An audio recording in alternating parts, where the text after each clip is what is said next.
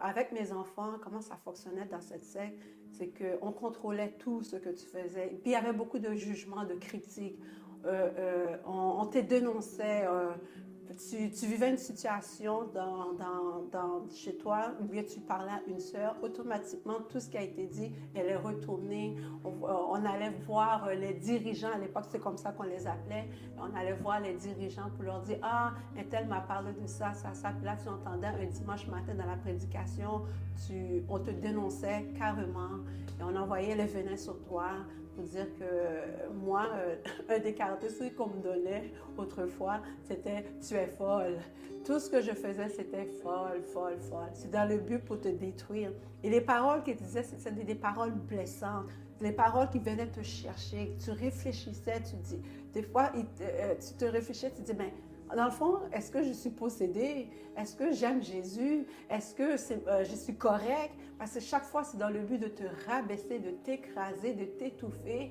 Et c'est comme si tout ce que tu faisais, c'était jamais bon pour eux. C'était toujours mauvais. C'est toujours eux, c'était la perfection. Regarde comment que Dieu m'aime. Regarde comment que Dieu m'a oint. Regarde comment Dieu me bénit.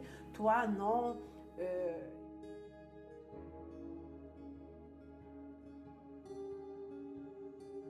J'aimerais te raconter mon histoire sur l'abus spirituel lorsque j'étais dans une secte. Je m'appelle Angéline. J'ai donné ma vie en mai 2001. Et quand j'ai donné ma vie en mai 2001, malheureusement, c'était dans une secte. Et le pourquoi que j'ai donné ma vie, parce que quelque temps avant, j'étais enceinte et j'avais perdu l'enfant, puis j'avais un soif, un vide à l'intérieur de moi. Et plusieurs personnes me disaient, ben, va à l'église, il y a une église sur le coin de telle rue, une petite église, il y a beaucoup de jeunes, ça va te faire du bien. OK, de fil en aiguille, un dimanche matin, je me suis levée pour aller à l'église. Et quand je suis rentrée, il y avait de la louange, je m'étais bien, il y avait des jeunes, je disais, ah, c'est bien, c'est bien, c'est bien. Puis j'étais bien, effectivement. Et tranquillement, une semaine, 2 semaines après, on te dit, ah, tu sais, c'est la première fois non, la deuxième fois quand j'avais été à l'église avec une robe en Suède, et puis il n'y avait pas de manches. Elle était sans manches. Elle dit, tu sais, une femme ne peut pas se présenter à l'église, ne peut pas aller à l'église ou à un endroit sans être couvert au complet. Prochaine fois, lorsque tu vas venir à l'église, mets-toi quelque chose de plus long. Il ne faut pas qu'on voit tes épaules ou bien tes aisselles, des trucs comme ça. Ce n'est pas bien. OK, je dis, ah, c'est parfait. C'est église, je vais. Ça commence comme ça de fil en aiguille. À un moment donné, c'est que dans cette église-là, il fallait avoir quelques trucs sur la tête, un mantis, ils appelaient autrefois. C'était l'obligation pour les femmes. Et puis, des mois qui passent, et puis tout d'un coup, oups, il y a un changement. C'est que nous, les femmes, dorénavant, il faut porter des jupes longues au niveau de la cheville, pour mieux paraître, et puis de ne pas se montrer le corps, tout ça. Donc, OK. vous avez la tête recouverte. On devait avoir un mantis, Un manteau, c'est comme comme un un genre de tissu, voile, un de tissu, voile. tu le mets sur la tête couverte, Hmm. parce que ça disait que la femme, lorsqu'elle est à l'église, elle doit avoir la tête couverte, tout ça. Hmm. Et puis, c'était ça. Et ça a commencé comme ça, tranquillement. Et à cette époque-là, j'avais 3 enfants et j'allais à l'église avec mes 3 enfants. Et je faisais mon cheminement, j'allais. Et il y avait beaucoup d'évangélisation aussi dans cette église-là. J'ai dit, ah, ben c'est une église qui évangélise, c'est bien. Et puis on allait évangéliser. J'aimais beaucoup ça aussi. Et jusqu'à ce que, tranquillement, tranquillement, ça va. On voit que, oups, le langage commence à changer. Les langages, donc, ça veut dire un ton de sévérité qui commence à rentrer, ou bien, ou le Seigneur n'aime pas ces choses-là, le Seigneur m'a parlé de toi. Ça commence tranquillement. lorsque tu es dans une secte, tu te rends pas compte. Au début, tu vois, le monde est joyeux. On te montre toujours une apparence joviale. Tout le monde est heureux. C'est la famille. Tu n'as pas à te craindre. Si tu as un besoin, viens faire de nos parts. On va te répondre, puis tout. Mais ce sont les tactiques d'approchement. Ils te montrent toujours quelque chose de beau, sur une belle famille. Et tout le monde s'entend. C'est comme ça. Mais tranquillement, au fur et à aiguille, des mois passent tu es dans cette je peux dire, secte et les manifestations commencent à ressortir tranquillement. La hausse de ton, les injures, les menaces, on contrôlait même ta vie. On te disait avec quel métier tu dois choisir, quelle étude tu dois faire, avec qui tu dois te marier et aussi avec quel emploi tu dois prendre. Tu ne peux pas travailler les dimanches parce que tu ne peux pas travailler à tel jour parce qu'il y a tel service, il fallait respecter. Parce que si tu manquais une journée de service, ça allait te faire réprimander devant tout le monde. Il fallait donner une excuse, mais à tel point tu mentais. Tu devais mentir, imagine, pour ne te pas faire réprimander devant le public. Alors, dans la secte, c'était comme ça qu'il fonctionnait beaucoup, beaucoup. Et aussi, te demande beaucoup d'argent, hein. Et tu dois faire part ils utilisaient le mot faire part de tous tes biens. Faire part de tout de biens, ça veut dire la dîme, les offrandes, tout ce qui est monétaire, à tel point, même ceux qui étaient sur l'aide sociale devaient même donner, imagine-toi, l'aide sociale, c'est l'aide de dernier recours, devaient même donner leur dîme de leur aide sociale. Alors, normalement, la dîme, c'est quelque chose que tu travailles. Oui, on va dire, bon, tu reçois, le gouvernement te donne, tu manges, tu vis. Non, tu dois donner pareil cet argent-là. Alors, il y avait toujours des activités, des fêtes, des célébrations, toujours dans le but de récolter l'argent. Tout était fixé beaucoup sur l'argent, sur l'apparence de l'extérieur et aussi beaucoup était le message qui est communiqué, c'est que tu dois craindre Dieu, mais pour craindre Dieu, avant, il faut que tu craignes l'homme qui est devant toi. Tu dois respecter l'homme. Tout ce que la personne qui est devant toi te dit, tu dois le faire. Tu n'as pas de prise de décision. Peu importe ce que tu as besoin, il faut que tu leur fasses part. Et eux autres, ils vont prier pour toi et puis ils vont avoir la révélation pour toi. Et puis là, ben, selon la révélation que tu vas recevoir d'eux, et tu vas agir selon ça. Est-ce que tu sentais que c'est eux qui avaient un contrôle sur ta vie et que toi, tu perdais le contrôle de ta vie dans le sens que c'est eux qui prenaient des décisions pour toi et que toi, tu pouvais de moins en moins prendre des décisions pour toi? Oui, même au niveau de l'emploi, parce qu'il y a une période que je voulais retourner travailler. On dit non, la femme doit rester à la maison, elle a des enfants, elle doit s'occuper de sa famille, et tout ça, même au niveau des études aussi. Tu ne peux pas, si l'étude que tu prends correspond pas selon leurs critères ou bien au niveau de la parole, dans le sens que le service aussi, et si tu faisais un emploi qui était autorité, à titre d'autorité, les autres, automatiquement, c'était pas accepté. Parce que mon mari, lui, son emploi, c'était à titre d'autorité, puis il n'appréciait pas trop l'emploi qu'il faisait, son travail, tout ça. Et avec mes enfants, comment ça fonctionnait dans cette secte, c'est qu'on contrôlait tout ce que tu faisais. Puis il y avait beaucoup de jugements, de critiques. On te dénonçait.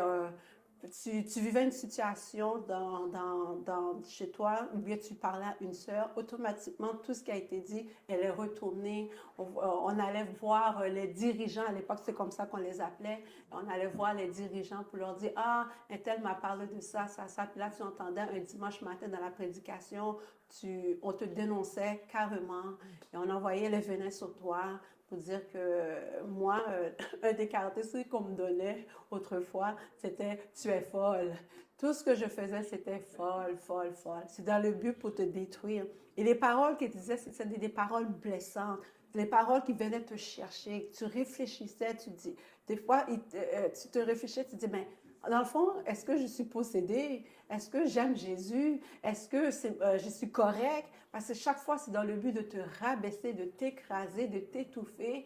Et c'est comme si tout ce que tu faisais, c'était jamais bon pour eux. C'était toujours mauvais. C'est toujours eux, c'était la perfection. Regarde comment que Dieu m'aime. Regarde comment que Dieu m'a oint. Regarde comment Dieu me bénit. Toi, non. Effectivement, je vais vous donner une partie qui m'a vraiment, qui me faisait mal. C'est que j'ai des jumeaux. Et puis parmi mes jumeaux, j'ai ma fille, elle est née avec le syndrome Prader-Willi. Et puis ce syndrome-là, c'est au niveau des chromosomes, le chromosome qui était mauvaise et puis qui a fait un changement. Les autres, ils disent, ah, c'est parce que tu as péché, c'est pour ça que ton enfant est handicapé. Alors, on me citait, on disait, tu as fait un enfant handicapé, tu n'es pas digne, le Seigneur a maudit ta famille. Et c'est des paroles comme ça, vous êtes une famille, vous, famille février, vous êtes maudits. Et devant, vous voyez cette famille-là, ne la regardez pas. Ce sont des familles maudites. Ne les imitez pas. C'est des familles de pas à se fréquenter parce que c'était toujours comme ça, dans le but de nous écraser, de nous diminuer. Et puis, on insultait l'handicap de mon enfant. Et puis ça, moi, ça me faisait mal. Parce que j'ai dit, ben, à chaque fois, je disais, Seigneur, pourquoi tu m'as donné un enfant handicapé? Seigneur, pourquoi mon enfant est ainsi? Et c'était comme ça qu'il venait pour te faire encore plus de mal. Chaque chose que tu avais un problème, il venait, il te le relatait, il te faisait mal. C'est comme s'il rentrait un couteau en toi pour te faire encore plus de mal. Et puis, il riait de cette situation. Il va dire, regarde là, et puis il part à rire devant tout le monde, et puis dans le but de te détruire. Et il réussissait pour te détruire parce qu'ils avaient les mots exacts comment pour te détruire. Alors, une autre anecdote, c'est que j'ai ma grande fille, la première, elle voulait se faire baptiser. Et à cette époque-là, pour se faire baptiser, il fallait prendre des cours de baptême, des longues séances pendant des semaines et des semaines. Et puis, il fallait passer des examens, réussir les examens à tel point. Si tu n'avais pas un niveau, exemple, dans le 90 et plus, bon, tu ne pouvais pas faire baptiser. Et le pire là-dedans, c'est qu'il fallait prier pour que le Saint-Esprit décide si tu es prêt à te faire baptiser. Alors, il y avait tellement des prophètes dans l'Église, tout le monde était des prophètes. Tu voyais, ah, le Saint-Esprit m'a révélé qu'un tel n'est pas prêt pour se faire baptiser. Mais ma fille, elle voulait se faire baptiser. Et elle a pris ces cours-là, les formations puis tout, à tel point qu'elle a passé son examen. Elle a réussi son examen avec au-delà. À un moment donné, oh, le Saint-Esprit m'a parlé, tu ne peux pas te faire baptiser. Ça, c'en est un.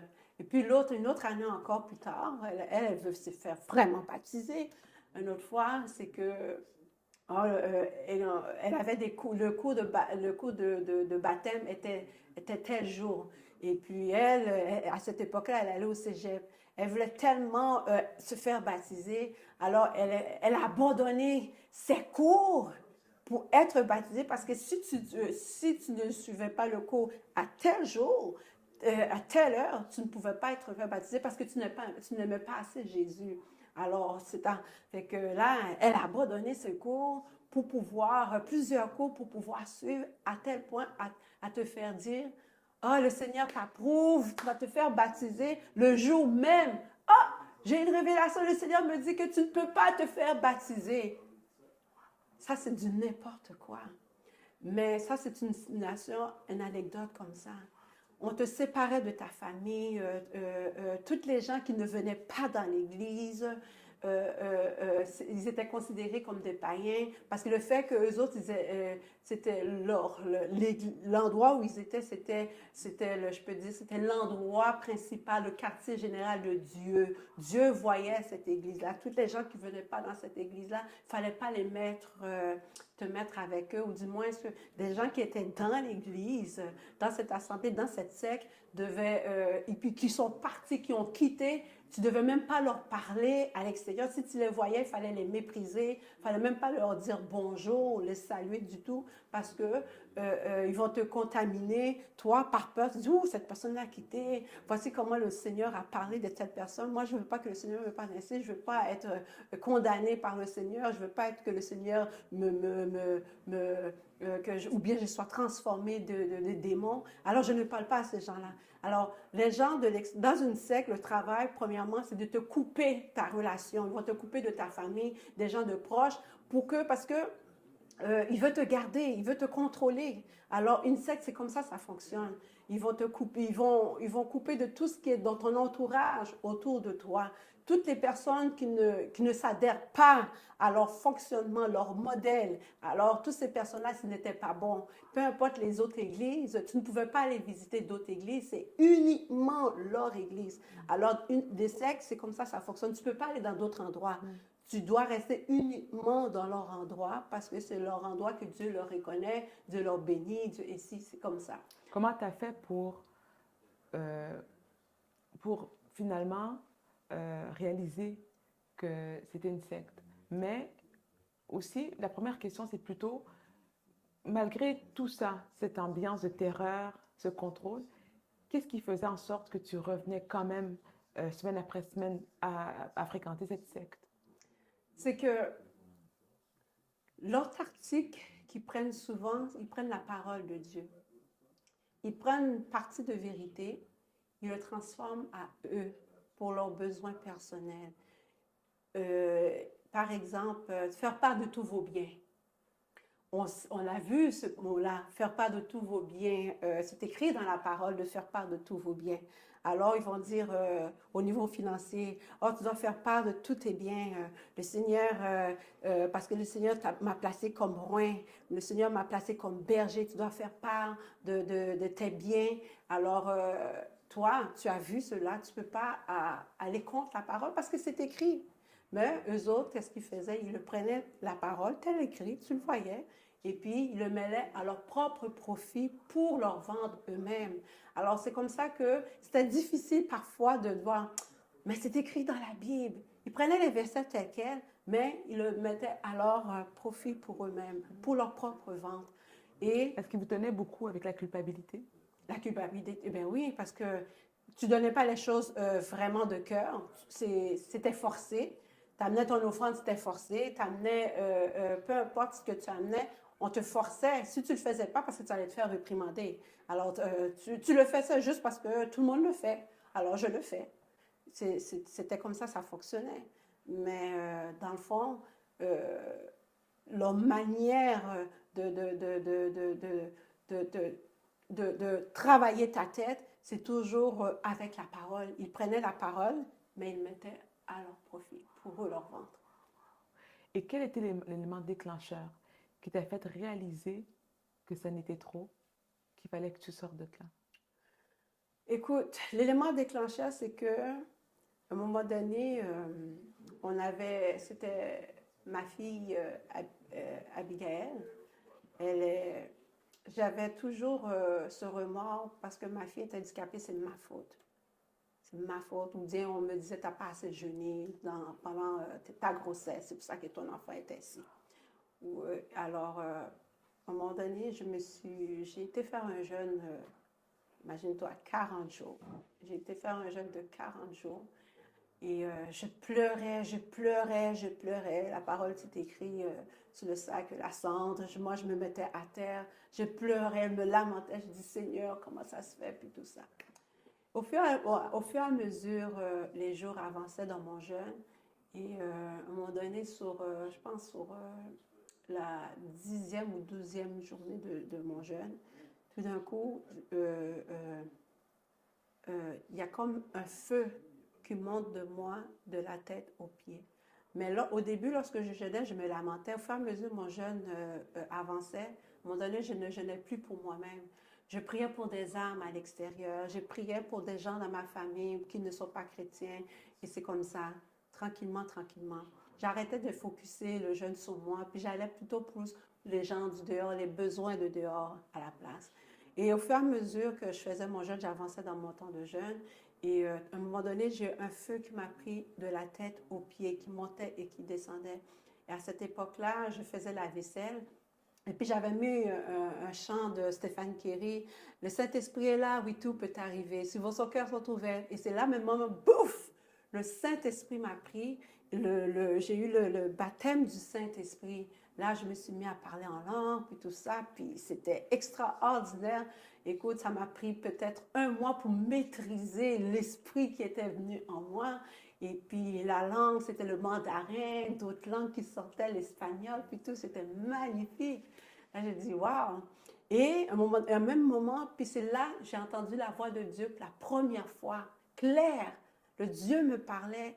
Et puis, bon, tu sais, quand on dit dans la parole de Dieu, ouvrez les yeux de mon cœur. Et c'est à ce moment-là que je sentais comme mes yeux, les yeux de mon cœur s'ouvraient encore davantage. Et puis, je passais beaucoup de temps dans la parole. Des fois, je faisais des 4 heures, des 5 heures de temps. Je faisais 2 heures le temps vers 5 heures le matin. Après ça, j'allais le soir, je faisais un 2 heures, puis un après-midi, je faisais un 2 heures. Je passais beaucoup de temps dans la parole de Dieu. Lorsque je finissais la parole de Dieu, je priais. Et puis, c'est de là, quand j'ai eu le baptême, j'entendais la voix du Seigneur, la première fois.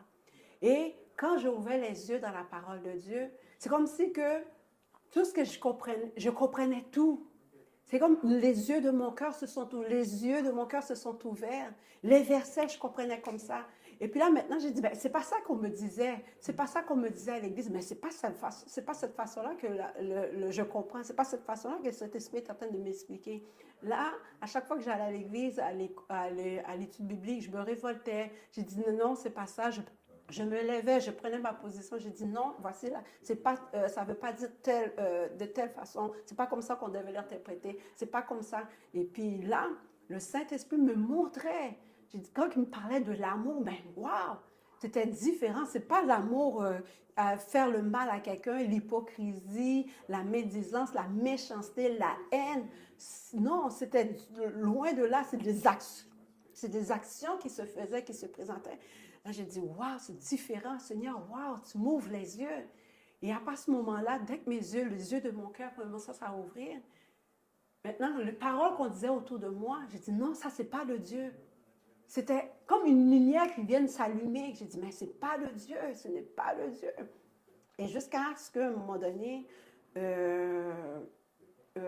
en pleine église, il y a une personne qui disait, ah, t'as un démon ancien qui est en toi. Avec le manque de maturité que j'avais à cette époque-là, je ne comprenais pas. Et puis là, ben, je fermais ma bouche, je ne disais plus rien. Au fur et à mesure que je fermais ma bouche, ben, tranquillement, tranquillement.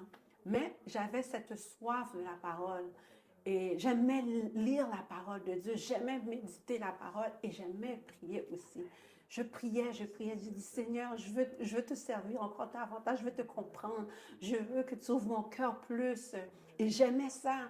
Et puis tranquillement, c'est drôle, j'aidais des gens à l'extérieur de l'église, dans la prière, dans la parole, parce que j'avais cet amour-là. Puis mes yeux s'ouvraient encore plus. Puis j'avais des gens qui ne comprenaient pas la parole de Dieu, mais j'allais vers eux. J'ai dit, voici, c'est ça, ça, ça, ça, ça. Et je me sentais bien dedans. Et c'est drôle, quand j'allais à l'église, qui donnait, je dis, ah, c'est du n'importe quoi. Mais pourtant, j'étais restée. Ben, je savais que c'était de n'importe quoi. Je savais que ce n'est pas de Dieu. Je savais que ce n'était pas bon. Mais des fois, c'est l'attachement. Tu sais, quand tu es attaché à une personne, tu es attaché à un homme. Lorsque tu es dans un endroit puis tu es attaché avec une personne, ça te garde captif, tu es là. Tu ne peux pas t'en sortir parce que, ah ben, j'ai une amie qui est là, ou bien j'ai mes parents qui sont là, ou j'ai un frère qui est là. Puis c'est difficile parce que tu as un attachement, les liens d'attachement. C'est ça qui nous gardait. À quel moment que tu as su que c'était l'attachement à l'homme qui te gardait, mais que Dieu te demandait maintenant de quitter?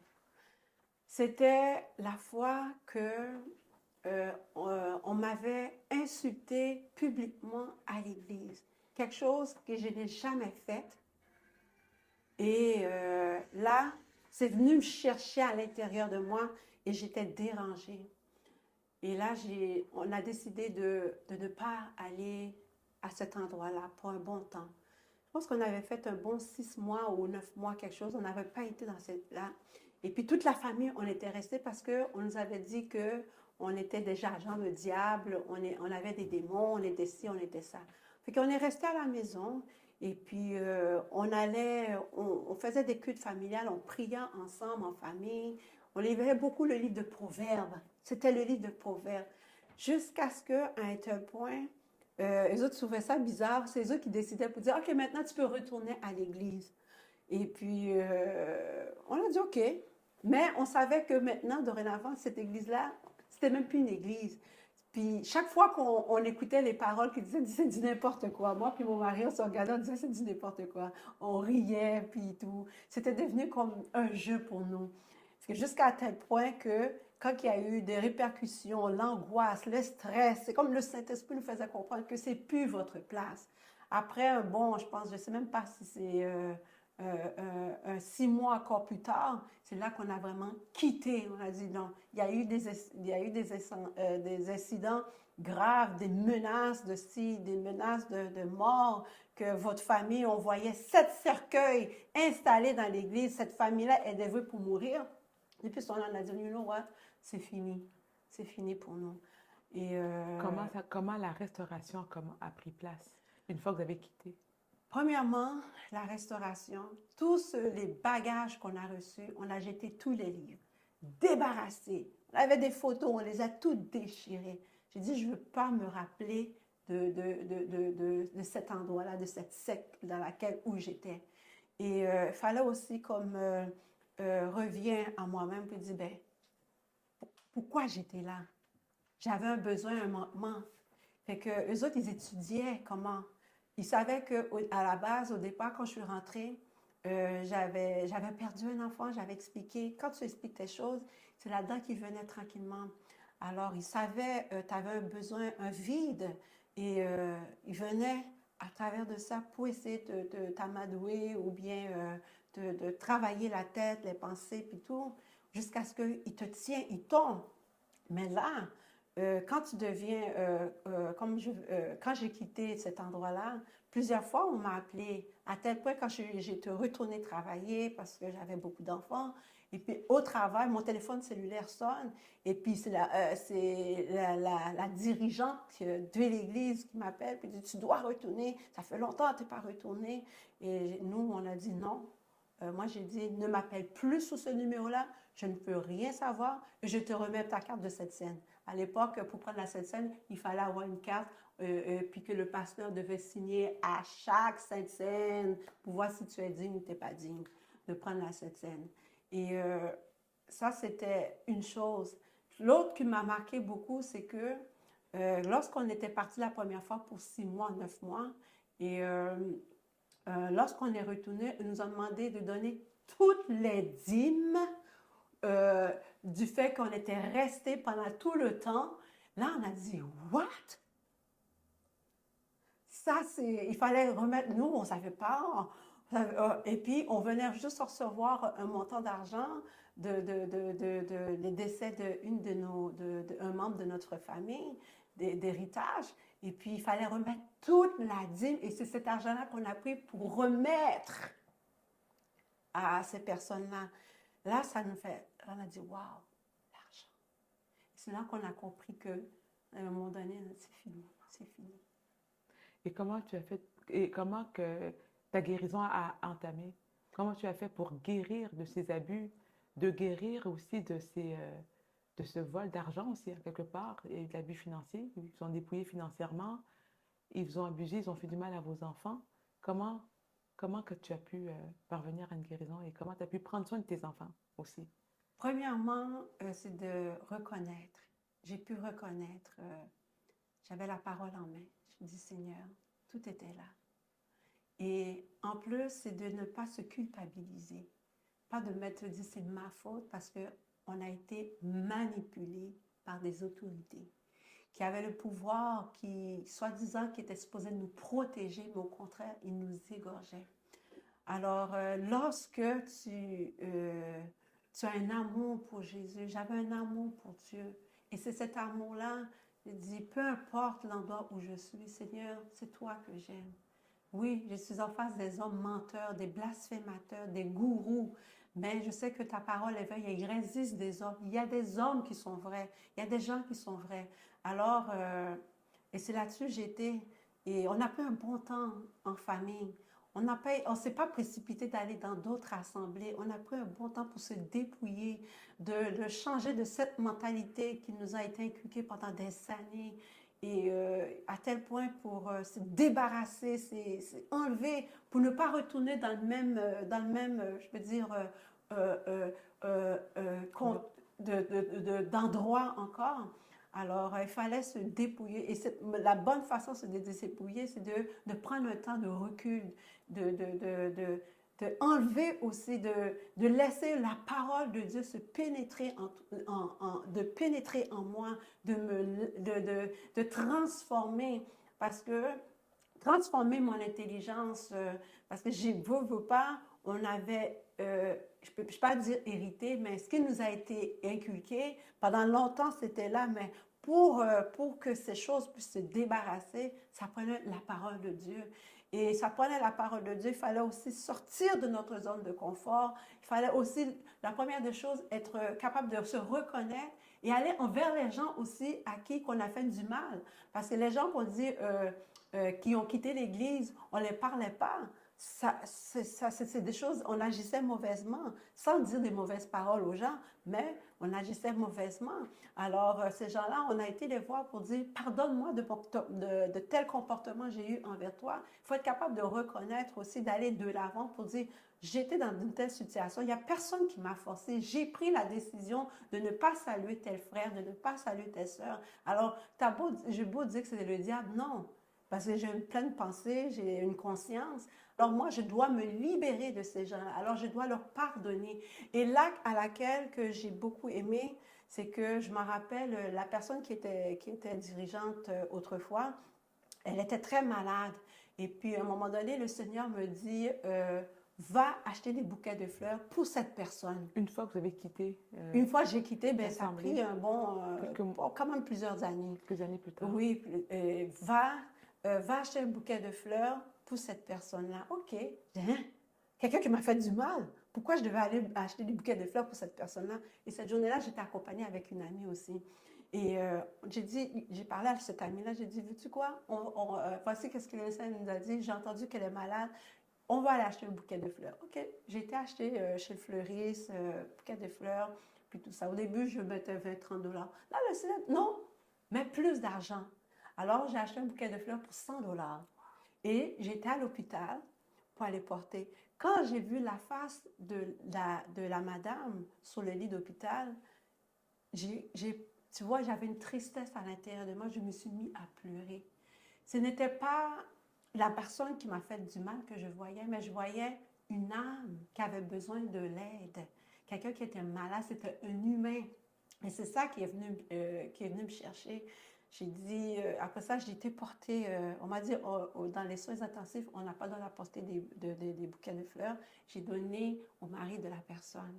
Et quand on a quitté l'hôpital, et moi puis mon ami, écoute, c'est comme si on avait un poids lourd qui est sorti sur nous. On était devenus comme légères. Alors j'ai dit, waouh, c'est ça l'action du pardon. L'action du pardon, ça veut dire que j'ai été à tel point, je ne dis pas à tout le monde de le faire ainsi, mais moi, c'est ce que Dieu nous avait expliqué parce que quelqu'un qui t'a fait du mal et puis tu vas porter quelque chose de valeur, tu dois sortir ton argent, quelqu'un qui t'a fait du mal, qui t'a détruit, qui a détruit une bonne partie de ta vie, et puis pour apporter un cadeau de valeur.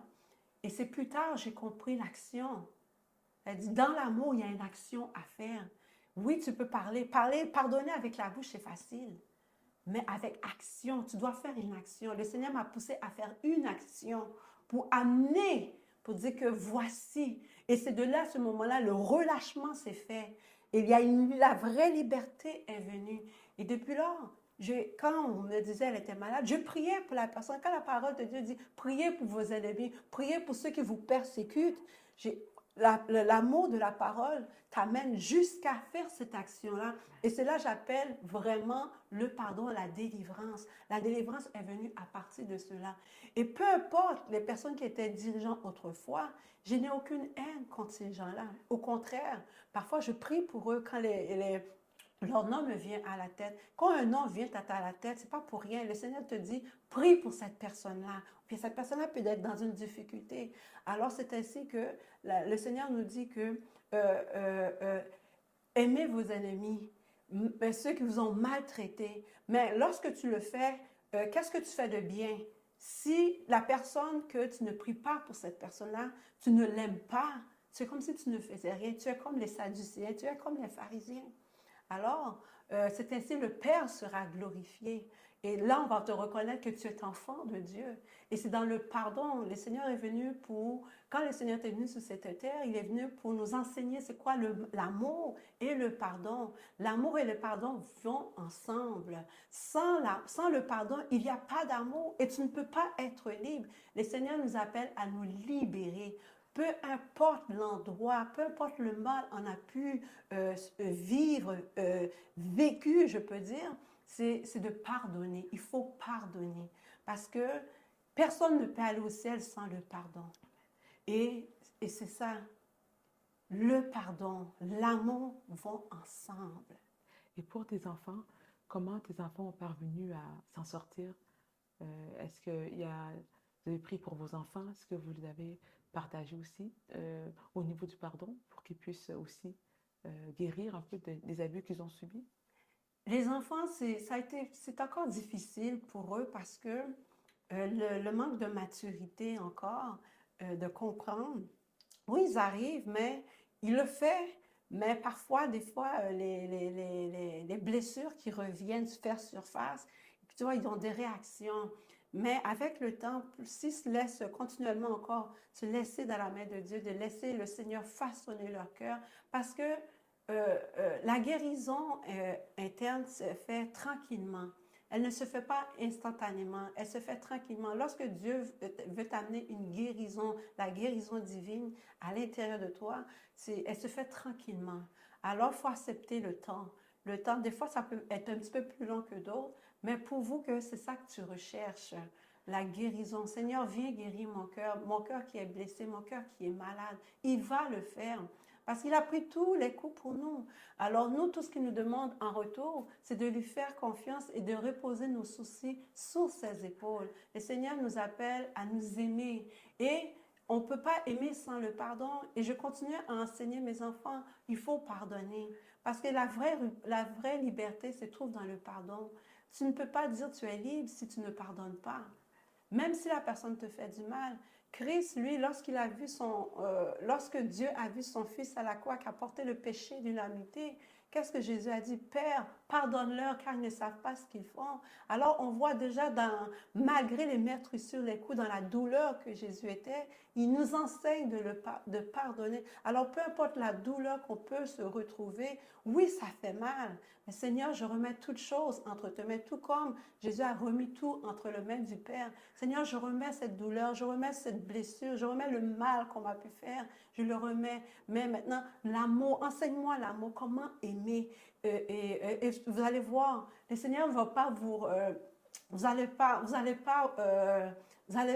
avec le Seigneur, vous ne perdez jamais. Vous allez être toujours gagnant. Peu importe le temps, mais faites confiance à Dieu. Le Seigneur, lui, il va tout arranger. Il va vous arranger ça. Et vous allez voir cette liberté, cet amour. Tu n'auras plus de haine. Même si que quand tu passes devant l'assemblée ou l'église, l'endroit, la secte, peu importe l'endroit que j'ai fréquenté, je peux passer. Je n'ai aucune haine contre ces gens-là. Je dis au contraire, parce qu'ils n'ont pas Jésus dans leur vie. Parce que lorsque tu aimes, tu n'agis pas ainsi. Parce qu'ils ne connaissent pas Dieu.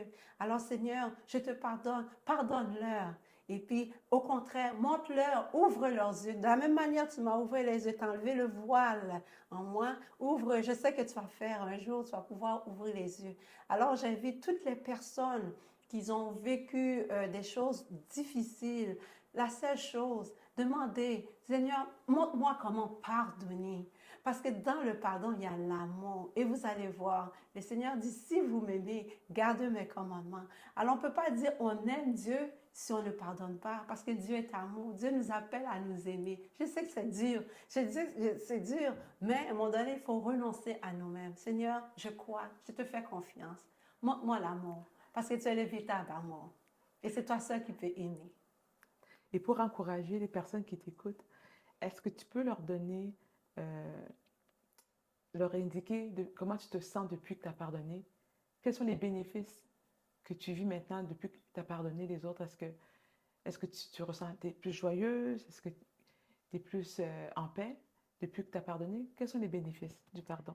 Les bénéfices, premièrement, c'est dans ton corps. Tu n'as pas de stress, tu ne penses plus. Tu n'as plus des pensées captives constamment. Et tu es légère, tu as la paix en toi. Tu as une personne qui veut sourire et tu veux aider. Parce que lorsque tu pardonnes, tu veux aider. Tu es libre et tu n'es plus sur aucun joug.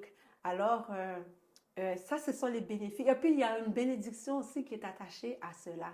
Le Seigneur prend plaisir à te bénir. Et tu vas voir les fruits les fruits vont sortir parce que tu vas voir les fruits vont être 30, 60, 400, ça va se sortir, peu importe, parce qu'il n'y a aucune parole qui retourne vers Dieu sans avoir fait son effet, mais selon, OK,